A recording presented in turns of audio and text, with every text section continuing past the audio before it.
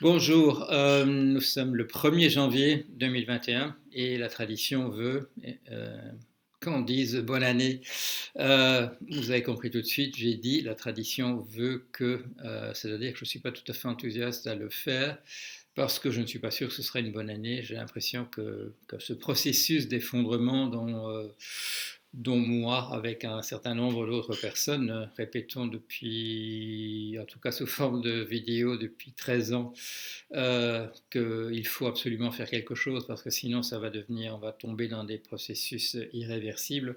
J'ai l'impression qu'on est tombé dans ce processus irréversible d'effondrement l'année dernière, voilà, en 2020. Et je l'ai dit pour expliquer un peu un changement de style dans mes vidéos. Je passe du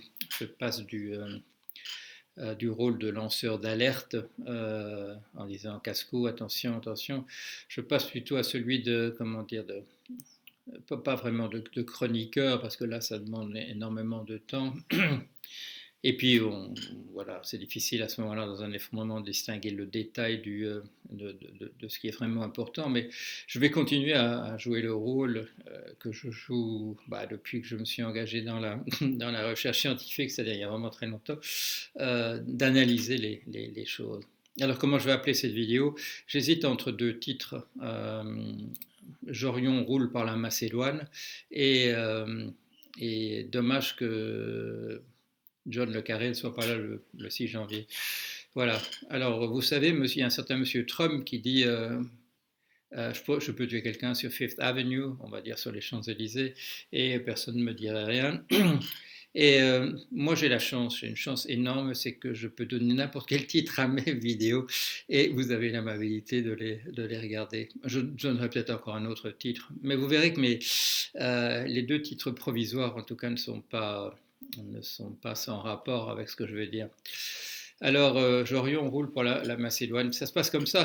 On est en 320. Il y a exactement 2300 ans. Mais ça ne se passe pas avec moi assis à Vannes, ici en Bretagne, dans le Morbihan. Ça se passe à Athènes. Voilà. Et je viens de sortir mon livre qui s'appelle Comment la vérité et la réalité furent inventés. Et on me dit, écoutez, c'est quand même un pamphlet violemment pro-Aristote, anti-Platon. Je dis oui, oui, oui, c'est une manière de décrire les choses comme ça. Et dans 24 siècles, on pourra toujours dire oui, c'est un pamphlet véritablement, voilà, une conception réaliste, empirique du monde contre une conception idéaliste fondée sur l'approximation d'un monde qui serait qu'une approximation des nombres et que les mathématiques pourraient décrire de manière absolument précise. Et à ce moment-là, quelqu'un dit oui, mais tout le monde voit clairement que derrière ça, c'est simplement le fait que vous roulez pour la Macédoine. Et je dirais que je roule pour la Macédoine. Ben oui, ben oui. Et Aristote, hein, c'est l'homme de Philippe. Il a fait d'Aristote le précepteur de son fils Alexandre. C'est un usurpateur macédonien. Platon, voilà, ça c'est les gens de souche athéniens. Votre truc, ben, c'est transparent, hein, vous roulez pour la Macédoine. Ben, je dirais non, moi je fais de l'analyse, je suis un scientifique. Si j'ai pris cette position, c'est parce que je suis l'élève de Georges Théodule Guilbault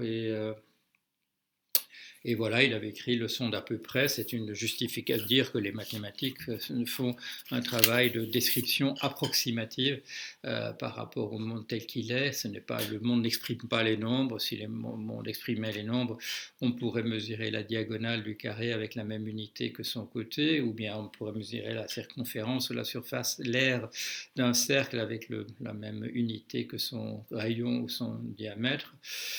Et non, c'est une entreprise, voilà, il est convaincant. Guilbault était convaincant, d'ailleurs, voilà, regardez,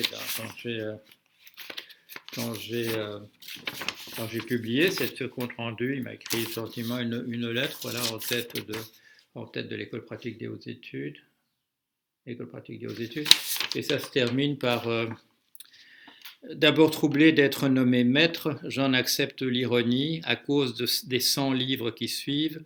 Je vous quitte pour me mettre au travail que vous exigez. Encore merci de tous vos bons voeux et de tout et mes bons voeux pour vous. Voilà, et c'est daté 15 janvier 1986. Voilà, vous voyez, bon, c'est quelqu'un qui remercie un de ses disciples. Et alors la personne me dira, mais non, écoutez, quand il dit je vous quitte pour me mettre au travail que vous exigez, euh, bon, c'est faire du lobbying pour la Macédoine, c'est clair. Je dirais non, non, non, c'est pas ça, non, vous vous trompez. Alors pourquoi je dis ça? Bien entendu, c'est parce que je fais la même chose, maintenant, je continue à faire des analyses et les commentaires. Bon, je ne parle même pas de ceux que vous pourriez mettre sur Facebook. Si je permettais à ce qu'on mette des commentaires sur Facebook, mais même sur mon blog, oui, c'est parce que vous roulez pour les États-Unis. Et je dis oui, mais non, mais la plupart des gens me disent que je roule pour la Chine. Ouais, mais bon, etc.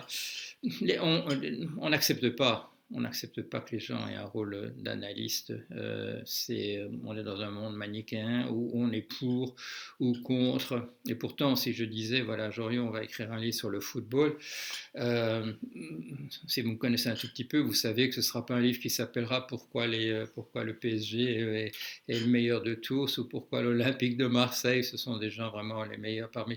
Non, je ferai un livre sur le football. Euh, c'est difficile de faire des analyses, d'autant que quand le monde lui-même va dans une certaine direction. J'ai passé une partie de la soirée hier à faire un texte auquel je tenais depuis beaucoup d'années. C'était de rendre justice à Madame Elsie Masson, qui est la personne qui a écrit les livres qu'on attribue à son mari Malinowski. Et vous pouvez lire ça. Voilà. Il y a une belle photo d'elle d'ailleurs. Voilà, cette jeune Australienne. Une photo qui doit dater de vers 1914 ou quelque chose comme ça. Et le reste de la soirée, je l'ai consacré à regarder à nouveau ça. Tinker Tailor Soldier Spy avec Monsieur Alec Guinness et les autres acteurs sont extraordinaires aussi qui jouent là-dedans. Ça je l'ai vu quand c'est sorti la première fois. Voilà, je l'ai vu. J'habitais c'est pas les États-Unis, j'habitais le Royaume-Uni et on était en 79 et j'ai regardé ça et j'ai été épaté. Comme je l'ai dit l'autre jour quand j'ai fait une petite notice nécrologique pour un monsieur David Cornwell, plus connu sous son nom de plume de John Le Carré. J'ai regardé ça à l'époque, je n'avais pas lu le livre de lui à l'époque, j'ai vu ça et je me suis dit, c'est ça d'être espion, voilà, c'est bien fait. Et ça, c'est le sentiment qu'on a rarement, c'est que quelqu'un dans un domaine comprend vraiment comment ça marche. Alors, il y a un bon exemple en physique. Pourquoi est-ce que M. Einstein peut en 1905 faire 4 articles qui révolutionnent 4 aspects de la physique? Il a compris comment ça marche. M. John Le Carré, il a compris comment ça marche l'espionnage et quand il vous l'explique, vous dites ah oui, ouais, c'est comme ça que ça se passe, c'est comme ça que ça marche. Alors j'ai eu une autre surprise, et ça c'est ce matin. Je me suis dit que je vais parler de Monsieur John Le Carré. Et voilà. Et j'ai repris 2 bouquins qui sont des bouquins excellents dont je vous ai parlé. Ils sont sortis en 2017, j'ai mon souvenir. Je crois que c'est en 2017, ce qui est vieux effectivement pour un. Attendez, je vais mettre mes lunettes parce que je ne veux pas dire de bêtises. 2018. House of Trump, House of Putin. Et vous voyez, la couverture, c'est intéressant parce que c'est une poupée russe. Et si vous vous souvenez, je viens de vous montrer ça, c'est comme ça qu'on revend ça maintenant, avec un truc en arrière-plan qui n'est pas très visible, mais le générique de ce Tinker Tailor Soldier Spy, c'est une série de poupées russes qu'on ouvre ce sont des poupées avec un visage de plus en plus menaçant ou inquiet. Et la dernière poupée, elle n'a pas de visage. Voilà, c'est très beau générique, mais tout est formidable, tout est bien. Je vais remettre mes lunettes parce que il y avait deux équipes. Il y a ce monsieur qui s'appelle Ungerer, et puis il est dans une espèce de vendetta avec deux autres personnes qui s'appellent messieurs. J'arrive pas à vous. Ah voilà, messieurs Isikoff et David Korn. Et là, ça s'appelle Russian Roulette. Et ce sont tous les deux livres sont excellents. Je les ai utilisés tous les deux. Et quand je rouvre celui-ci à la page où je voudrais retrouver une date particulière, j'ouvre ce livre, voilà, à l'endroit que je voulais retrouver. Et il est écrit, là, en bas de la page, comme l'écrivait John le Carré quand il a interviewé M. Oleg Kalugin. Voilà. Là aussi. Hein. Et je l'ai mis dans ma petite notice sur le Carré. Je dit, si quand vous lisez ce livre-là, le deuxième volume que je viens de consacrer à Trump, si à ce moment-là vous vous dites ça me rappelle John le Carré, je trouverais que c'est un excellent, que c'est un compliment, voilà. C'est la personne qui m'a fait comprendre comment interpréter un certain nombre de choses. Et quand j'ai vu arriver Trump, je n'ai pas pensé tout de suite à Le Carré, mais la grille de lecture qui s'est mise en marche, c'est exactement ça. C'est une histoire d'espionnage et de contre-espionnage. Et la thèse donc de Unger, c'est que Trump est compromis, mais c'est pas à la Russie. À l'époque, c'était à l'Europe de l'Est, c'est au bloc communiste, et que ça date pas d'hier, que ça date de 1987, que ça date d'un voyage qu'il fait à ce moment-là en Tchécoslovaquie, ce qui n'a rien à voir avec la Russie à proprement parler, ça n'a rien à voir avec les voyages qu'il fait en Russie bien plus en 2005-2006, que c'est beaucoup plus ancien. Et quand je regarde, donc, voilà, en fait, les cassettes là, que je vous montre, elles me sont arrivées au courrier hier. Et en fait, je les ai commandées au moment de j'ai repensé à ce feuilleton et je l'ai commandé au moment de la mort de David Cornwell, John le Carré, et ça prend un certain temps à arriver ces jours-ci. Surtout que bon, c'est pas un truc, c'est pas le numéro un dans les ventes. Quand je regardais la première heure hier, on explique l'Union soviétique à l'époque est arrivée à mettre à la tête ou en tout cas dans les 5 personnes au sommet de MI5 ou MI6 du contre-espionnage britannique est arrivé à mettre un homme à elle. Voilà. Et le rôle de George Smiley, le héros, c'est de découvrir de l'extérieur parce qu'il a été viré à une époque. Et il a été viré à une époque parce qu'il était un lanceur d'alerte, parce qu'il avait dit qu'il y avait quelque chose qui se ramait comme ça. Et donc, on le fait revenir de l'extérieur. Il m'est arrivé une histoire semblable aux Nations Unies. Je raconterai ça un jour.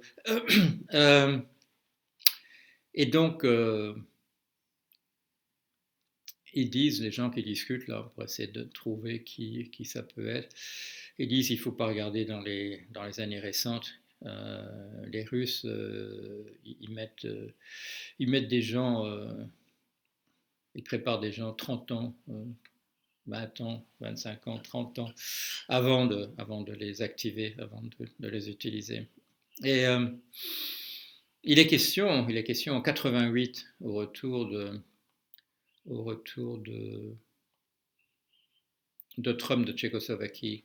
Il est question, il y a un article qui dit est-ce qu'il va se présenter maintenant aux élections aux États-Unis? Et lui, il dit non, c'est ridicule. Non. Et encore que dans le livre qu'il publie à la même époque, The Art of the Deal, il dit bon, toutes ces questions-là, moi je les maîtrise bien et le jour on me demandera. Et il cherche d'ailleurs à rencontrer Gorbatchev à cette époque-là et il n'y arrive pas. Pourquoi est-ce que je dis à ce moment-là, pourquoi est-ce que je dis, j'envisage comme un titre possible, dommage que John le Carré ne soit pas là le 6 janvier. Parce que, et je suis sûr il avait envie d'être là le 6 janvier et qu'il est mort prématurément. Nous avons quelque chose en commun, John le Carré et moi. Et là, à l'époque, je ne regardais pas trop ce qu'il faisait, c'était pas j'y pensais pas. Nous avons appelé Trump un fasciste en 2015. Et il n'y a pas énormément de monde hein, qui ont appelé Trump un fasciste en 2015. J'avais un avantage sur lui, c'est que moi je savais ce qu'il avait déjà écrit, alors que lui il lisait pas Jorion. Euh, on l'a vu venir le bonhomme. Et alors qu'est-ce qui va se passer on va voir le 6 janvier, on va voir au carré l'histoire de Tinker Tailor the Soldier Spy, Mole, une taupe voilà, ici, là on va voir une taupe qui va essayer de faire un coup d'État le 6 janvier. Alors pourquoi le 6 janvier? Parce qu'il y a donc la dernière possibilité pour essayer légalement euh, de renverser le résultat des élections américaines. Je vous rappelle, M. Biden a gagné par 306 voix contre 232 au niveau du collège électoral. Ça représente au niveau du vote populaire, c'est-à-dire du suffrage universel, ça représente 7 millions de voix, c'est considérable, c'est pas renversable. Mais il y a une dernière possibilité légale, c'est que le Parlement et le Sénat ne reconnaissent pas le vote des collèges électoraux. C'est une rambarde, voilà, c'est un contre-pouvoir qui a été mis là, mais cette fois-ci il va être utilisé contre l'esprit évidemment de la Constitution de 1700, c'est quoi, 1786 aux États-Unis, il va être utilisé pour essayer de faire dérailler les institutions. Il y a quelqu'un qui va dire, il y en a moins un congressiste, un parlementaire républicain qui va dire que ce vote est injuste. Il va y avoir un débat. Et pendant ce temps-là, Trump a appelé ses troupes, voilà, ses milices, il les a appelées, milices organisées ou pas organisées, il les a appelées à venir faire une manifestation à Washington. Alors, bon, à Washington, on n'a pas le droit de porter des armes, donc il y a un certain nombre de personnes officiels qui vont essayer de désarmer les gens qui viennent là avec des armes. Mais M. Trump a prévenu, il a dit "It will be wild", ça va être sauvage, donc il appelle à une insurrection véritablement. Et il a menacé, il a dit il y a des tas de choses, il y a des tas de pouvoirs dont je dispose, dont les gens n'ont même pas la moindre idée, ils ne savent même pas que ça existe. Voilà. C'est-à-dire qu'il va utiliser tous ces pouvoirs qui lui restent de président pour soutenir le putsch qu'il organise. Et, euh, et c'est dommage que M. Le Carré, en tant qu'analyste, c'est qu'il était le cas comme moi, M. David Cornwell, mais aussi comme personne qui a des opinions politiques quand même et qui reconnaît un fasciste de loin, de très très très loin. Euh, Dommage qu'il ne soit pas là pour assister au spectacle. Alors, c'est pas vraiment un spectacle, ce serait pas vraiment un spectacle ni pour lui ni pour moi, puisqu'on est engagé d'une certaine manière. On a bien analysé les choses, mais on a aussi une opinion personnelle. Euh, voilà, bon. Moi, je n'avais pas de carte du Parti démocrate quand j'étais aux États-Unis, mais comme je l'ai rappelé hier, la personne justement qui me disait vous roulez pour ceci, pour cela, oui, j'avais des opinions, j'étais un soutien actif, bon, je payais, voilà, chaque mois, je donnais une partie de mon argent à l'ACLU, American Civil Liberties Union. Alors bon, évidemment, les gens disaient déjà à l'époque, on disait oui, mais ça c'est un truc voilà, qui roule pour les Russes, qui roule pour l'Union soviétique, c'était pas mon sentiment, c'était mon sentiment que c'était quelque chose qui roulait voilà, pour les libertés individuelles, comme c'était annoncé, comme les libertés pour une vie civile civilisée, pour un respect des personnes et des institutions. Voilà. Et par ailleurs, je dirais voilà, par affinité morale, je suivais de près les activités des Quakers. Euh, bon, Quakers, vous savez, c'est une église protestante rebelle du XVIIe siècle et bon, qui a toujours été rebelle. Ça n'a jamais été un truc dominant, ça a toujours été quelque chose de, je dirais, de tout ultra minoritaire, mais qui a joué un rôle essentiel voilà, dans les tentatives d'empêcher les guerres. Et ça a réussi parfois, ça a échoué souvent. Mais aussi aux États-Unis, ce sont les gens qui ont véritablement lancé la campagne contre l'esclavage. Ce sont les gens aussi qui, voilà, quand on regarde, on trouve beaucoup de suffragettes dans ces milieux-là. Je pense à cette femme à qui j'ai rendu hommage hier, la femme qui a écrit les romans non, pas les romans, qui a écrit les livres de Bronislaw Malinowski, qui s'appelle Elsie Masson. Voilà. Vous trouverez ça sur le blog. Ben, on peut toujours faire quelque chose. On peut lancer des alertes, on peut se battre.